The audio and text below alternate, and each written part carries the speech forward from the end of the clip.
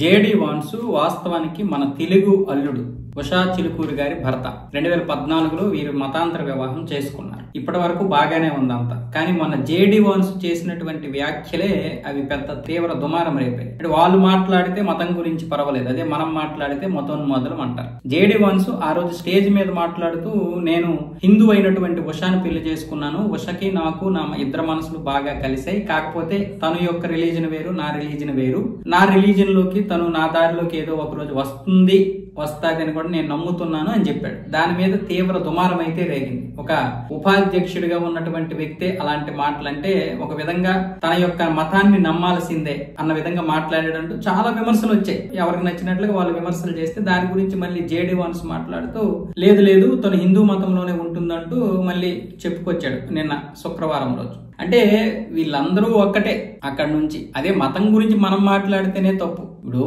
JD Vance ఉపాధ్యక్షుడు అంటే అక్కడ మాట్లాడాల్సినటువంటి అవసరమే లేదు, కానీ తన భార్య గురించి మాట్లాడుతూ వాస్తవంగా అక్కడ మత ప్రచారం చేస్తాడు. ఎప్పటికైనా సరే తను నా దారిలోకి రావాల్సింది అన్న విధంగా. వాస్తవానికి తనకి ఇదే లేదు, అంటే క్రిస్టియన్లోనా లేకపోతే హిందువా అనేం లేదు. తన యొక్క ఆచారాలు ఏవైతే ఉన్నాయో చిన్నప్పటి నుంచి వాళ్ళ తల్లిదండ్రులు అలవాటు చేసింది. తను ప్రతిరోజు దీపం పెట్టడం, అలాగే దేవుడికి మొక్కడం, ఇలాంటివి చేస్తూ ఉంటది ఆవిడ. ముఖ్యంగా పండగలప్పుడు. మామూలు టైంలో వాళ్ళు ఇది లేదు, కానీ టైంలో ప్రతిసారి అవసరం వచ్చినప్పుడల్లా మన హిందూ దేవుళ్ళకి మొక్కుతూ ఉంటారు ఆవిడ. అప్పుడప్పుడు గుడికి కూడా వెళ్తారు. కానీ ఆవిడకి ఎటువంటి క్రిస్టియానిటీ అంటే ద్వేషం కానీ లేకపోతే క్రిస్టియానిటీ అంటే ఇంకొక ఇది కానీ లేదు. ఎందుకంటే అక్కడ అమెరికా వెళ్ళిపోయిన తర్వాత మన వాళ్ళందరూ కూడా మారిపోతుంటారు. ఇక్కడ కూడా అంతే. ఇక్కడ కూడా మనకి ఎవరి మీద ద్వేషం ఉండదు.